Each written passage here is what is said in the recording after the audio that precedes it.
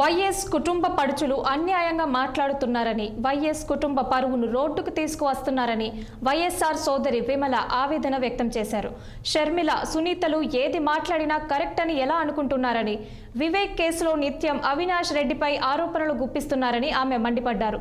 తమ ఇంట్లో అమ్మాయిలు ఇలా మాట్లాడుతూ కుటుంబాన్ని అల్లరి పెట్టడం బాధగా అనిపిస్తుందని అన్నారు. ఆమె నిన్న రాత్రి నేను ఒక వీడియో చూస్తూ ఉన్నాను, వీడియో క్లిప్పింగ్ ఫ్రమ్ పులివెందుల. అక్కడ మా షర్మిలమ్మ కొంగు పట్టుకొని ఓట్స్ అడుగుతుందండి. ఈ పాలిటిక్స్లో సెంటిమెంటు ఈ కొంగులు పట్టుకొని అడగడం వల్ల గెలవగలిగితే మరి లీడర్షిప్ క్వాలిటీ ఎక్కడుందండి? అక్కడ మాటకు ముందు వైఎస్ రాజశేఖర రెడ్డి కుమార్తెనో అంటుంది.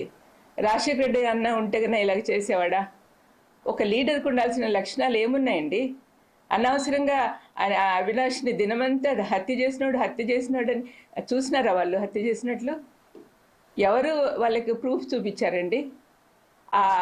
ఎవరైతే హత్య చేశాడో వాడేమో బయట తిరుగుతున్నాడు. వాడు చెప్పిన మాటలు నమ్మి వీళ్ళు డిసైడ్ చేసేస్తారా?